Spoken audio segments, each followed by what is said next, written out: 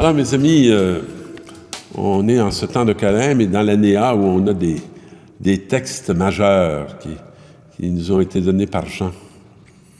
Dans l'Évangile de Jean, on voit une certaine distance par rapport à toute l'expérience, je dirais, du peuple juif. Et Jean va nous aider à nous recentrer sur la réalité profonde de ce que nous annonce Dieu dans la personne de Jésus-Christ. Et dans les textes qui nous sont proposés aujourd'hui, qui est celui de la Samaritaine, dans la deuxième lecture, on va entendre un extrait de l'Épître aux Romains qui dit ceci. « Frères, Dieu a fait de nous des justes par la foi. Nous sommes ainsi en paix avec Dieu par notre Seigneur Jésus-Christ, qui nous a donné par la foi l'accès au monde de la grâce dans lequel nous sommes établis. Et notre orgueil à nous, c'est d'espérer avoir part à la gloire de Dieu. » L'accès au monde de la grâce dans lequel nous sommes établis. Savez-vous que ça fait partie du quotidien? Mais on peut très bien ne pas y avoir accès. Et en ce moment-là, on va être comme enfermé dans le quotidien. Puis notre orgueil, ça ne sera pas d'espérer avoir part à la gloire de Dieu. Notre orgueil, ça va être d'essayer d'obtenir la gloire de ce monde. Et comme on va être déçu, pas parce que Dieu veut qu'on soit déçu, mais parce que tout simplement, on n'entre pas dans ce don extraordinaire que l'Église veut nous transmettre sans cesse, celui de notre foi, qui est un don de Dieu, dans une correspondance et un désir qui s'ajuste à notre cœur. L'Église ne peut que travailler à rendre notre cœur juste. La foi dépend de nous dans notre rapport avec Dieu et l'accueil de l'Esprit Saint.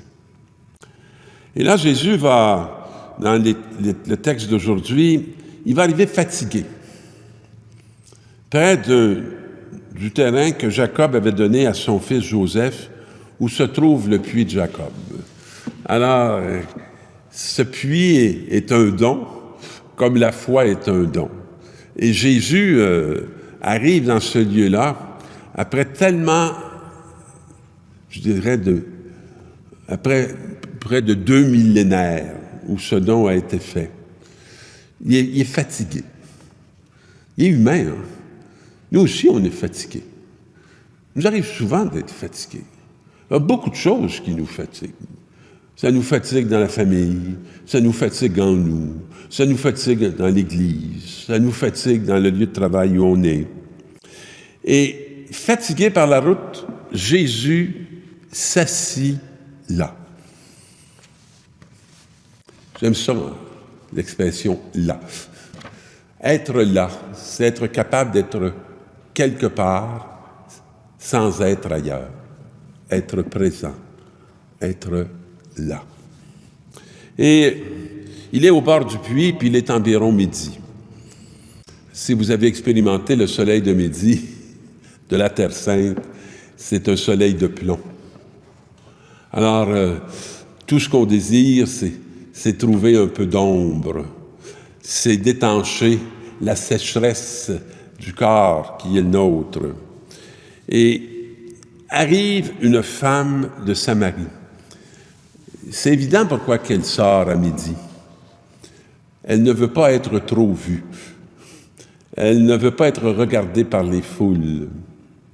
Elle essaie de s'exclure de bien des jugements qu'on porte sur elle, parce que sa vie privée et intime est plutôt connue de plusieurs, et beaucoup ont des commentaires. Alors elle vient pour puiser de l'eau, faire sa tâche. Et Jésus lui dit, « Donne-moi à boire. » Jésus attend l'eau d'une femme qui ne semble pas du tout le fatiguer. Et c'est comme s'il était là pour l'accueillir et la recevoir. Cette semaine, je vivais une journée où j'avais été passablement sollicité et en soirée, juste avant un temps de prière avec une petite communauté, je recevais un appel du centre où habite mon fils pour me dire qu'on le transportait à l'hôpital. Et là, je me demandais si je serais obligé dans la journée, en fin de soirée, me rendre au centre-ville de Montréal pour aller tenir compagnie à mon fils. Et puis, dans le temps de la prière, j'ai compris que ce serait probablement plus utile que je m'y présente le matin, puisqu'on savait très bien pourquoi il était hospitalisé. Et que ma présence à ce moment n'était pas très requise. Et le lendemain, quand je suis parti pour être à l'hôpital à 7h moins quart, je faisais la route et j'avais hâte de voir mon fils. Et j'avais hâte d'écouter ce qu'il me partagerait quand j'arriverais. Et mon fils, qui n'est pas verbal, je suis un de ceux qui vont le déchiffrer assez facilement. Et habituellement, quand j'arrive, il me fait toujours un bon bilan de ce qu'il a vécu et des préoccupations qui l'habitent dans le moment présent. Il est toujours, pour moi, comme un puits. Il est comme toujours une présence qui me désaltère. Alors, quand je suis arrivé, effectivement, une première chose qu'il m'a dit, c'est que l'eau à l'hôpital où il était pas bonne. Puis qu'elle ne coûtait pas. C'était pas bien pour lui, ça lui faisait lever le cœur. Et il m'a partagé aussi qu'on ne savait pas comment lui donner ses médicaments à ce milieu-là. Alors il m'a demandé de le faire en son nom auprès de ceux qui s'occupaient de lui. Et c'est toujours cette rencontre, cette relation de présence mutuelle qui fait un bien énorme. Alors, la femme va dire à Jésus, qui est samaritaine, « Comment toi, un Juif, tu me demandes à moi, une Samaritaine, de lui donner de l'eau? » Alors, Jésus lui répond, « Si tu savais le don de Dieu, et qui est celui qui te dit, « Donne-moi à boire », c'est toi qui lui aurais donné de l'eau, et il t'aurait donné de l'eau vive. » Alors la femme est toute étonnée, et elle se demande d'où vient cette audace, et d'où vient ce renversement. Et alors elle continue, et elle lui dit, « Seigneur, tu n'as rien pour puiser, et le puits est profond. Avec quoi prendrais-tu l'eau vive? » On voit qu'elle ne saisit pas du tout la profondeur de ce qu'il est en train de lui proposer. Et la femme va lui dire, « Si tu peux me donner l'eau vive, donne-la-moi pour que je n'ai plus besoin de venir ici pour puiser. » Et Jésus va lui répondre en lui disant, à la femme, « Va, appelle ton mari et reviens. » Et c'est intéressant parce que là, Jésus va changer le niveau de conversation. Cette femme-là avait cherché beaucoup l'eau vive à travers des hommes qui s'étaient succédés dans sa vie.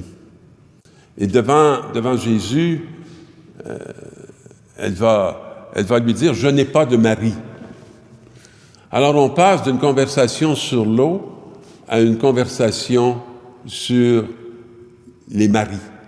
Et Jésus va lui répondre, « Tu as bien fait de dire que tu n'as pas de mari, parce que tu en as eu 5, je pense, et celui que tu as maintenant n'est pas ton mari. » Nos recherches nous conduisent souvent à chercher l'eau où elle n'est pas, et à être déçus à répétition de ce qui ne nous comble pas, de ce qui n'étanche pas la soif profonde de nos êtres. Et de cette conversation avec les maris où elle va reconnaître qu'il est le prophète, elle va ouvrir il va ouvrir une brèche et la conversation va se diriger vers l'adoration. Et elle va dire, les Juifs nous ont dit que c'est à Jérusalem qu'on doit adorer le Père. Mais nos pères nous ont dit que c'est sur cette montagne, à Samarie. Et Jésus va lui dire, l'heure vient, et c'est ici maintenant, que les vrais adorateurs du Père vont l'adorer en vérité. Et toute cette conversation va les conduire à cette question qu'elle va lui poser en parlant du Messie. Et elle dit, je sais que quand le Messie viendra, il viendra et nous reconnaîtrons une présence et le salut. C'est lui qui nous fera connaître toutes choses. Et Jésus lui dit, c'est moi qui te parle, je le suis. Est-ce qu'on a rencontré ce moi qui nous parle et qui est dans nos vies? Avons-nous fait l'expérience de l'entièreté d'une présence, de la vérité de Dieu dans un être? Avons-nous expérimenté sa présence en nous et sa demeure en nous? Et la femme va laisser là la cruche, puis elle va revenir dire aux gens de la cité à qui elle ne s'adressait pas. Elle va leur dire, « Venez voir un homme qui m'a dit tout ce que j'ai fait. Ne serait-il pas le Messie? » Ils sortirent de la ville et ils se dirigeaient vers Jésus. Alors, mes amis, c'est un peu notre vocation et notre mission, de vivre cette rencontre, d'expérimenter, d'être étanchés dans nos soifs profondes et d'aller vers ceux qui nous ressemblent, leur dire « J'ai rencontré celui qui ne serait-il pas le Messie ?» et de les mettre en marche pour qu'ils aillent eux aussi rencontrer celui qui nous sauve et qui nous donne de nous accomplir en vérité dans l'adoration du seul vrai Dieu, qui est ni sur une montagne ou ni sur l'autre, mais qui est au cœur même de nos existences.